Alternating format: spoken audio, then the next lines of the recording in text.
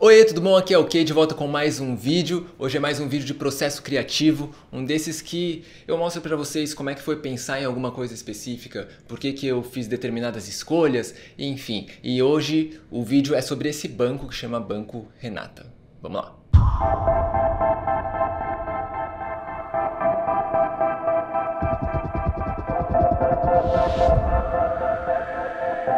Muito bem, e esse banco pra gente chama Banco Renata porque a gente fez ele para uma cliente que chama Renata. Na verdade foi pro apartamento dela, então tem todo um projeto em volta dele de ambiente que eu quero mostrar para vocês no futuro. Então eu resolvi mostrar as partes que compõem esse ambiente primeiro, que é um banco, uma mesa, e depois eu mostro como é que eles se situam no espaço. O problema que eu tinha ali para resolver era o seguinte: a Renata é uma pessoa que gosta de receber pessoas, e não tinha tanto espaço assim para ter uma mesa de 6 lugares sempre colocada. Então eu queria alguma coisa que fosse versátil, e eu gosto bastante do banco nesse sentido, porque ele no dia a dia ele fica encostado num cantinho, debaixo de uma estante. Daí quando ela precisa e vai receber gente, ela puxa esse banco. Uma mesa que está funcionando como bancada, ela puxa, abre e vira uma mesa de 6 pessoas, daí ela puxa 3 cadeiras e daí sim ela tem uma mesa de jantar para 6 pessoas. Se você achou isso confuso, não é tão confuso assim, mas vai ficar bem mais claro quando eu mostrar o conjunto inteiro, então acompanhe os próximos vídeos também. Mas resumindo, eu tinha essa questão de funcionalidade que eu precisava resolver, e como o ambiente não é muito grande, eu queria uma peça que não ocupasse tanto espaço. Por isso eu resolvi fazer os pés de ferro, que me permitem fazer os pés um pouco mais finos do que se eu tivesse escolhido madeira, por exemplo. Mas daí você olha e fala, mas que esse banco é de madeira, eu tô vendo madeira em todos os lugares. Exatamente, porque o ferro geralmente ele dá uma cara um pouco mais despojada, que não é o que eu queria para esse ambiente. Eu queria só a leveza visual dele, mas um acabamento um pouco mais fino, que no caso a gente escolheu uma madeira que chama louro preto. E daí o que eu fiz? Eu folheei o pé de ferro de madeira, então por isso que parece que é tudo madeira.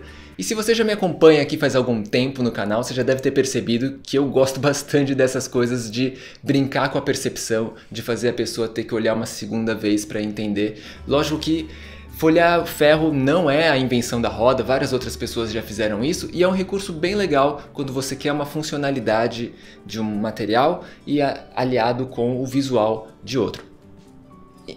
Inclusive eu tenho um vídeo da época, um vídeo de época, porque esse banco eu desenhei ele quando eu ainda tinha cabelo comprido e eu gravei um clipezinho pensando no momento que eu fosse fazer um vídeo sobre ele, então dê uma olhada como é que foi. Então quando eu comecei a desenhar, eu não tinha muita ideia do que eu queria ainda, então eu peguei uma caneta e comecei a desenhar na lousa, e esses foram os desenhos que acabaram ficando. Você vê que ainda é bem diferente do que ficou no final, vou dar um zoom aqui, opa, isso. Então a estrutura de ferro tinha mais travessas para segurar, e ela era toda em ângulos retos, e só o banco, a parte do assento, que inclinava, e esse desenho foi mudando ao longo do tempo até chegar no desenho final, que é o que foi para a execução. Eu acho sempre engraçado quando eu me vejo nos vídeos de cabelo comprido, assim, parece que é um passado muito distante, ou parece que é até outra pessoa, mas enfim. O desenho que vocês viram, o inicial era esse, depois ele foi se modificando até chegar no desenho final, e mesmo depois do desenho final, na serralheria a gente precisou fazer algumas modificaçõezinhas para que ele desse estrutura, para que ele ficasse um pouco mais estável. E a parte de folhear a peça de ferro é uma coisa que o marceneiro nunca fica feliz quando eu falo que eu desenhei uma peça que tem isso, porque dá um trabalhão, mas no final ele gostou bastante do resultado final, eu também, e mais importante, a cliente também ficou super satisfeita.